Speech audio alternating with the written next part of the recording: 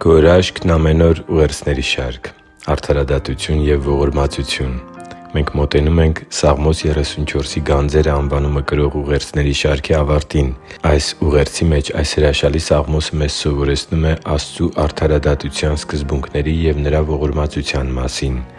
Երբ մարդիկ շատ են կարևորում ինչ-որ բան, նրանք ասում են, որ դա կյանքի ու մահվան հարց է։ Տեր Աստծու արդարադատության սկզբունքներին ծանոթ լինելը ավելին է, քան կյանքի ու մահվան հարց լինելը։ Այն հավիտենական կյանքի ու հավիտենական տանջանքի հարց է, ինչն անսահման մեծ կարևորություն է ներկայացնում, եթե մենք որպես քրիստոնյաներ անսասան հավատք ունենք քրիստոնեության Սուրբ Գրքի՝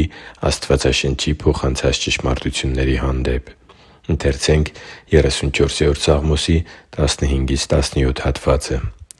Տիրոջ աչքերն արդարների վրա են, և Նրա ականջները նրանց աղաղակի ձայնին։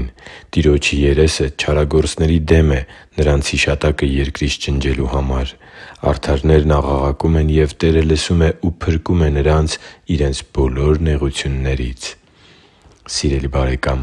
Աստված մարդկանց բաժանում է երկու խմբի՝ արդարների և չարագործների։ Մարդիկ կա՛մ արդարների խմբի մեջ են, կա՛մ չարագործների։ Տիրոջ աչքերը արդարների վրա են։ Նա լսում է արդարների աղոթքները։ Տիրոջ երեսը չարագործների դեմ է, և Նա ջնջելու է նրանց հիշատակը երկրի վրայից։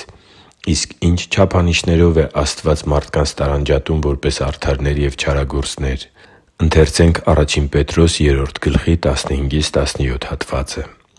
«Տիրոջը՝ Քրիստոսին, ձեր սրտերում սուրբ պահեք և միշտ պատրաստ եղեք պատասխան տալու ամեն մեկին, ով ձեր մեջ եղած հույսի մասին հարցնի, հեզությամբ և երկյուղածությամբ, բարի խղճմտանք ունեցեք, որպեսզի ինչի համար ձեզանից չարախոսեն, ամոթով մնան նրանք, ովքեր Քրիստոսով ձեր բարի վարքը բամբասում են։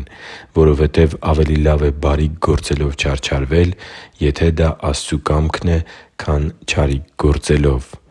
Պետրոս առաքյալը մեջբերում է կատարում 34-րդ Սաղմոսից և դրանից անմիջապես հետո բացատրում արդարության ուղին։ Մենք արդարանում ենք Տեր Հիսուս Քրիստոսի հանդեպ մեր ունեցած հավատքով։ Մարդն արդար է հռչակվում հոգևոր աշխարհում, երբ նրա մեղքերի համար գործում է Տեր Հիսուս Քրիստոսի վճարած փրկագինը։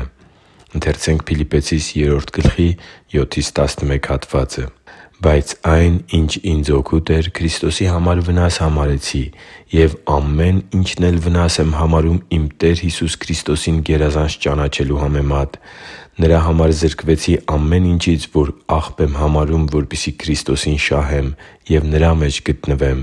Ու ոչ թե իմ արդարությունն ունենամ, որ օրենքից է, այլ այն, որ Քրիստոսի հավատքից է, այն արդարությունը, որ Աստծուց է հավատով, որպեսզի ճանաչեմ Նրան և Նրա հարության զորությունը, մասնակից լինեմ Նրա չարչարանքին, կերպարանակից Նրա մահվանը, որպեսզի մեռելների հարություն առնելուն հասնեմ» (Ա Փիլիպպեցիս 3.7-7): Աստծու համար թանկ ու սիրելի՛ զավակ, Տեր Աստծու աչքերում արդարներ են Իր Որդուն ու Նրա ուսուցումներին հավատացող մարդիկ։ Այն մարդիկ, որոնք իրենց կյանքը նվիրել են Քրիստոսին ու Նրա կամքը ճանաչելուն և ապրում են այս աշխարհի սկզբունքներին հակառակ և Քրիստոսի փոխանցած սկզբունքներին համահունչ կյանքով։ Քրիստոսով արդարացածները Քրիստոսին իրենց սրտերում սուրբ են պահում, ինչը նշանակում է Քրիստոսի պատվիրանների հանդեպ հարգանք և Նրա կամքի հանդեպ հնազանդություն ունենալ։